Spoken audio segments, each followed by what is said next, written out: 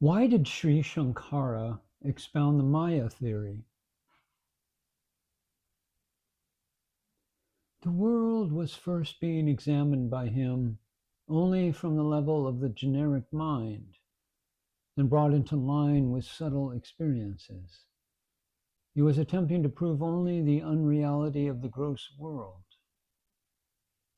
How? First, he divided unreality into two classes, saying never existing at all, like the horns of a hare or the son of a barren woman, and secondly, appearing and disappearing, subject to conditions and depending upon something else, even for that apparent existence. Sri Shankara classes the world in the second group, since it exists not in its own right, but depending upon the mind and senses for its manifestation, and appearing only in one state and disappearing in the other states. Thus it is said to be not completely unreal like the horns of a hare, but unreal in the sense that it appears sometimes and then disappears. This is called Maya, which is an artfully created show, and said to be neither fully real nor fully unreal. This view of Sri Shankara has not been rightly understood by many. Except in this context, Sri Shankara does not speak of Maya at all. His way of approach here is peculiar, being concerned only with the gross world, which he tries to explain relatively in terms of the subtle or the mind. This is not intended for the higher aspirants who approach the Absolute directly. This was intended only for the lower aspirants who could not, even in idea, transcend the mind's realm. Examining the objective world from a purely subjective standpoint, one finds that the objective world as such is non-existent, just like the horns of a hare. In that examination, one does not require any explanation of the world in the dualistic plane. But when one comes a step down from the subjective standpoint, some sort of an explanation may be needed for the world that appears there. It is in this way that the Maya theory has come in. In this approach through Maya, the gross world alone is taken up for examination. But it is never the gross that binds you down.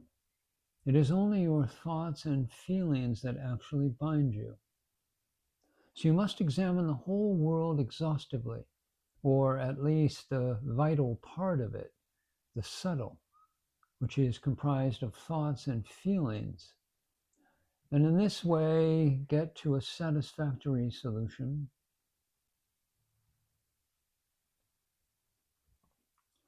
Sri Shankara has appeared in his life as a devotee, a yogi, a mystic, and lastly as a Vedantin. He appears in his true colors only in the commentary on the Madhukya Karika, and in his last and independent Prakarana works. The commentaries on the Brahma Sutra, the Bhagavad Gita, Dashopanishad, and such were all theological in approach and intended only to crush the intelligentsia of the land who were misguiding and polluting the spiritual life of the country. They could be fought and made to surrender only on their own ground of theology and the Shastras, the traditional texts.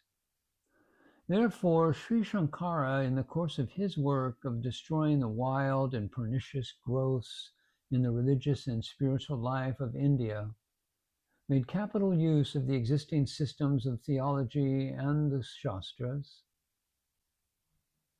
After removing the weeds and preparing the ground, Shankara sowed the seeds of Advaita, Vedanta, non-duality, in his own independent manner, and without relying on any external aids. Some of the philosophers of the West, as well as the East, did not understand what Shankara really stood for. Many of them took him to stand only for the waking state and the waking world. But his last independent work clearly shows that he stood for that permanent, self-luminous principle, which is the background of the waking, dream, and deep sleep states and their worlds.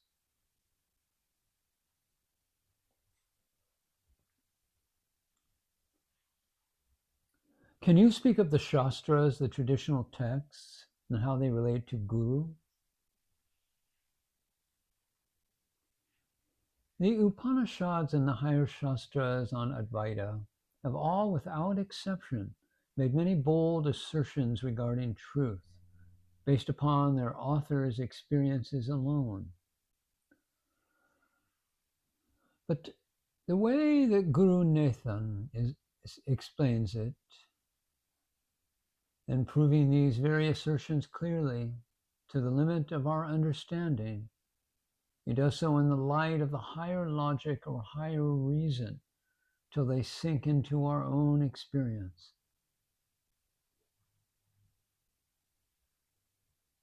Is reading of the Shastras essential for realization of the truth? Did the Shastras come from jnana, knowledge, or jnana from the text? Of course the Shastras came from jnana. Then certainly jnana can well be attained without the help of the sacred texts, if one is guided by a Karana Guru, the Guru of compassion.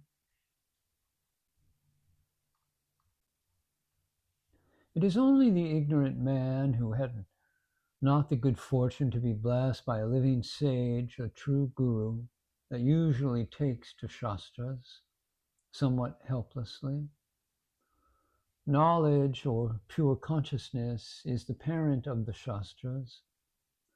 And as such, these sacred texts never be the father of knowledge, nor can they awaken knowledge in the aspirant. One who is being guided by the true Guru will never need the service of any Shastra.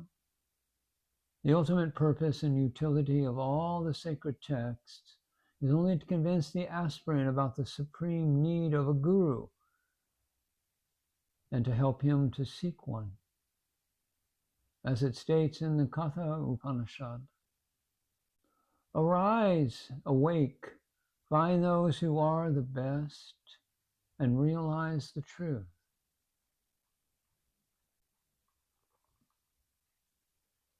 Can you speak about the quoting of the scriptures? The habit of quoting the scriptures and accepting their authority blindly is definitely a slavish mentality. The scriptures are only views of some of the ancients, recorded in books. They have their own particular ways of reasoning and modes of thinking. There is nothing wrong in your accepting their views, provided you understand them in the light of your own reason and make them your own. You must yourself be able to establish those views, adducing arguments and illustrations. Whether old or new, it is immaterial. But you must not rely upon the names of the scriptures or of their authors to create conviction. You see, the spiritual realm is covered by three progressive stages. The Ajata Vada, there is no creation, the final subjective stage.